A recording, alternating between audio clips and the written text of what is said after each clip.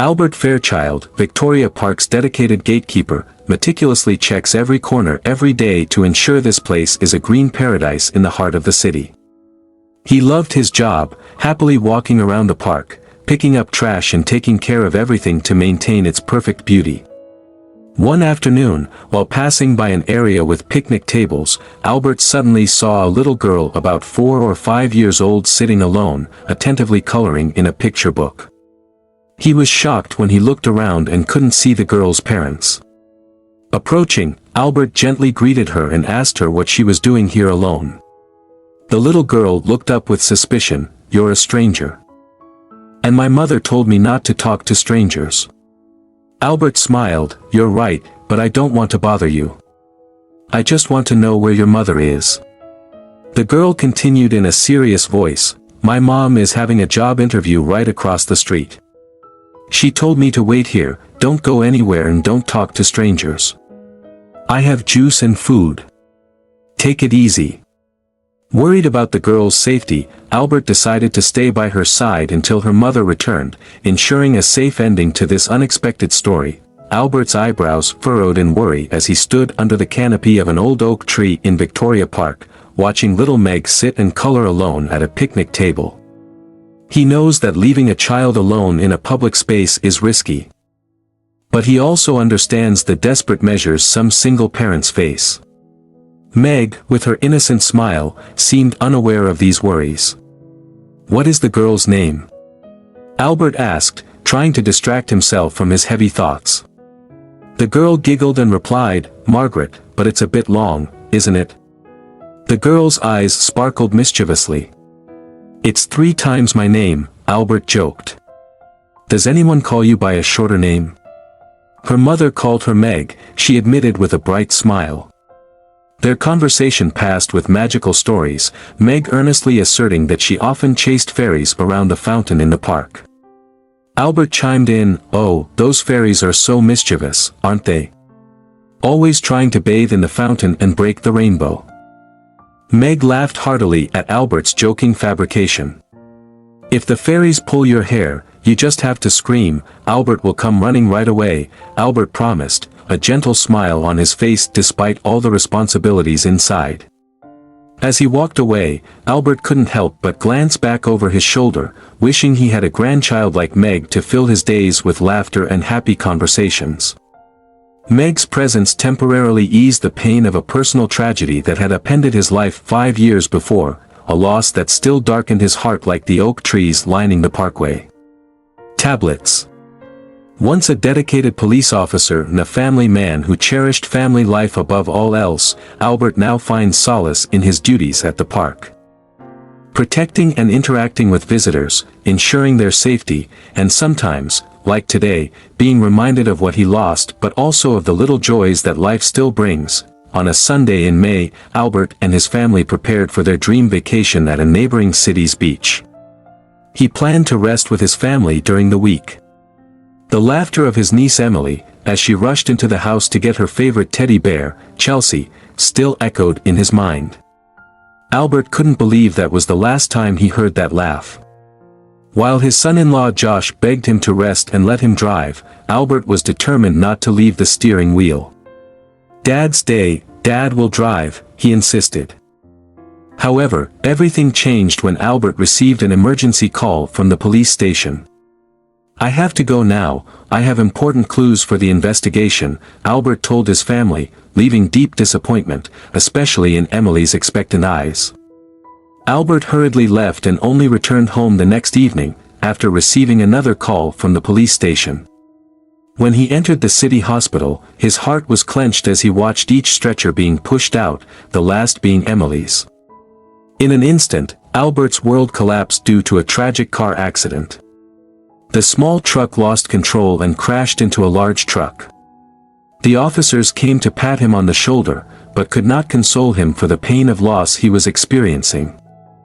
Albert has lost everything, no more laughter, no one by his side, only emptiness and echoes of happy memories. Albert, with red eyes and tears still on his cheeks, was still in deep sadness after his family's terrible loss. He gave up his beloved police job to take care of the park, where he could find peace, away from painful memories of the past. Every step through the park's trails echoed with echoes of the past, every laugh of children reminded him of what had been lost. One late afternoon, when the last sunlight of the day still sparkled on the trees, Albert discovered that Meg, a little girl who often went to the park to play alone, was no longer in her usual place. His heart suddenly stopped beating. Afraid that he would once again face loss. He quickly searched around the park, but could not see any sign of the girl. The cold evening atmosphere made him even more worried. Coming home tired and worried, he couldn't sleep peacefully. The next morning, he returned to the park just as dawn broke, and suddenly saw Meg sitting still in the same place, wearing the same dress as the day before and clutching her teddy bear Teddy. At that moment, Albert felt like time stopped, as he approached and sat down next to the little girl. "Have you been here so early? Where is your mother?" Albert asked in a gentle voice. Meg looked up at him, her eyes filled with deep sadness. She never came to pick me up," she sobbed. Meg's voice made Albert's heart ache, reminding him of his own pain that would never go away. Sitting together under the shade of a tree, Albert and Meg gradually become friends, sharing joy in small talk and comfort in their shared loneliness. Every day, they play together and tell each other stories about loss, love, and hope. In this wordless connection, Albert finds a new reason to overcome the past and look forward to the future, a future in which he can smile again. Under the shade of a large tree, the golden light of the sunset shining through the withered leaves, Albert realized that the canvas tent under the bridge was not only a temporary refuge for Meg and her mother, but also a home stored with love and acceptance. Meg's eyes sparkled with faith and hope as she led Albert to her home, a small space full of memories and gentle warmth. Walking in, my eyes observed every detail in the tent. Even though it was only thin fabric walls and an old mattress, this place provided Meg with a shelter, a place she could call her own. The small space, the old camping stove with the pot giving off the smell of freshly cooked porridge, Meg's clothes neatly arranged in a corner, all create a picture of life. Challenging but no less warm for mother and daughter, Albert felt a pain in his heart when he saw the living conditions of Meg and her mother. He knew that, despite having faced many difficulties in life, but this scene is a completely new challenge. He sat down next to Meg, his eyes affectionately looking at her, his voice warm. "Meg, how long have you and Mom been here?" Meg looked at Albert, her mouth tight before answering, "Since I can't remember anymore. But my mother is always with me, she is all I have." Meg's answer made Albert even more determined to help mother and daughter. He gently held Meg's hand and said, "You know, I used to be a police officer. And now, I want to help you and Mom. We can seek help, there are places for people like us who need a new opportunity." Meg looked into Albert's eyes, a ray of hope, a new belief flashed in her eyes. The girl nodded slightly, a small but meaningful action, marking the beginning of a new journey for both of them, a journey not only to find a new home but also to heal emotional wounds. Long time ago. In a quiet moment of late afternoon, the cold air of the park seemed to envelop the space. Albert and Meg sat next to each other on the bench that had become so familiar. The sun gradually disappeared behind the trees. And the atmosphere became heavy with tired waiting. Albert looked at Meg, the fragile girl in the oversized coat, her eyes sparkling with anticipation for her mother to appear. All afternoon long, Albert tried to calm Meg's fears with the delicious cake in the lunchbox. She was hesitant at first, but eventually couldn't resist the attractive aroma and enjoyed it with mischievous joy. Regardless, it was a sweet moment amid the tense moments. As darkness began to cover the park, the silence broken only by the sound of the wind blowing through the trees gradually faded away. Losing faith, her eyes turned from hope to despair. Albert felt his heart heavy when he saw tears rolling down Meg's cheeks. He knew he couldn't just sit there and do nothing. He decides to take a stronger step to help Meg and her mother. "Meg, why isn't your mother coming?" Albert asked softly, his voice filled with concern and sincerity. Meg wiped her tears and said chokingly, "Mom told me to wait here, I always wait for her." Albert sighed, "Do you want us to look for your mother together? We can call the police, they will help us."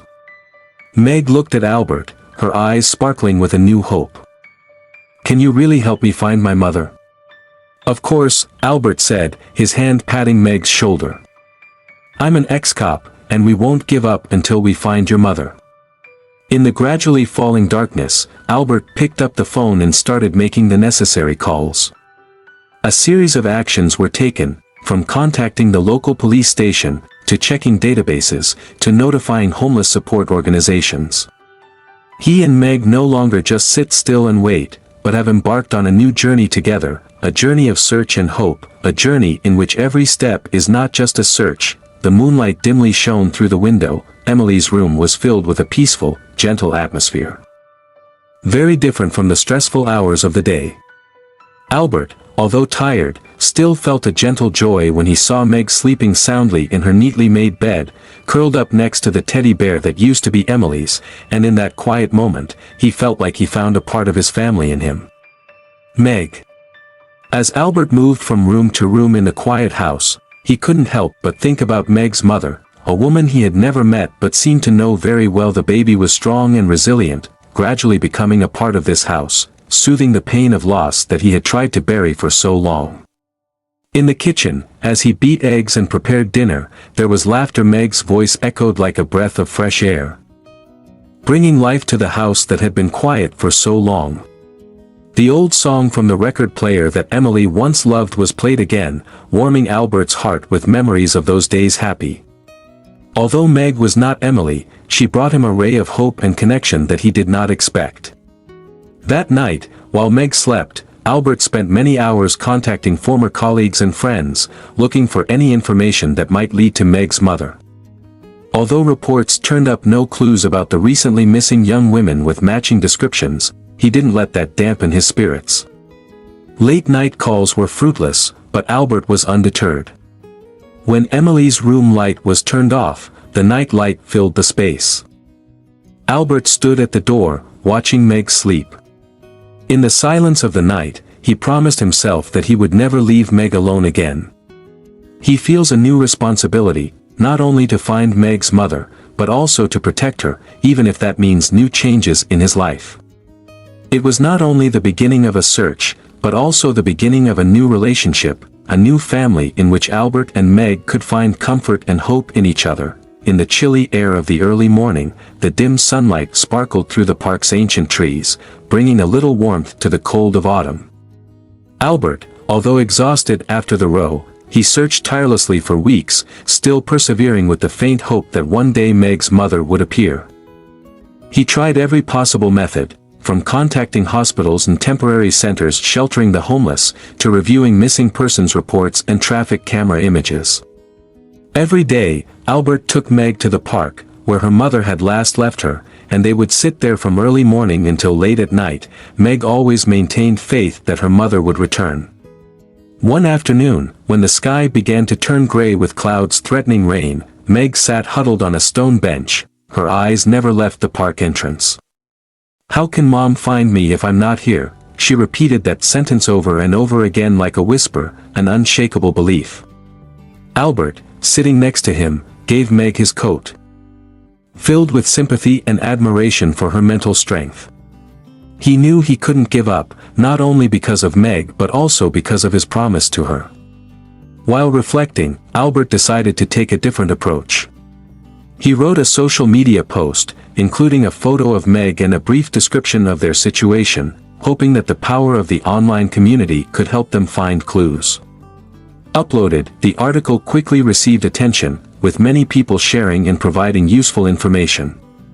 A week later, when Albert and Meg were sitting in the park as usual, an unexpected call came. A woman recognized Meg's description and provided information about a woman with a name similar to Candy de Cruz, seen at a social assistance center not far away.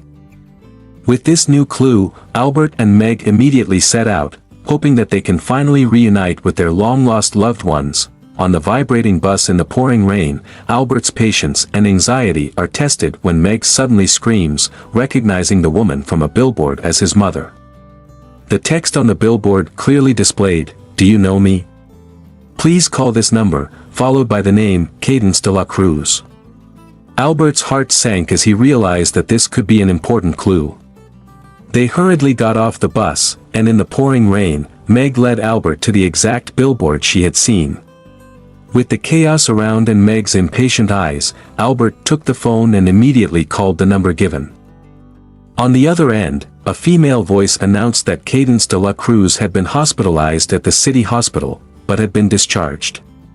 When they arrived at the hospital, the mood was nervous. Albert's blood pressure kept rising. They were soon informed that Cadence had been discharged from the hospital just a few hours ago. Meg, with disappointment evident on her face, began to cry, but Albert quickly comforted her, holding her steady faith. "Honey, wait a minute," Albert said, as he quickly conferred with the hospital staff to find out more detailed information.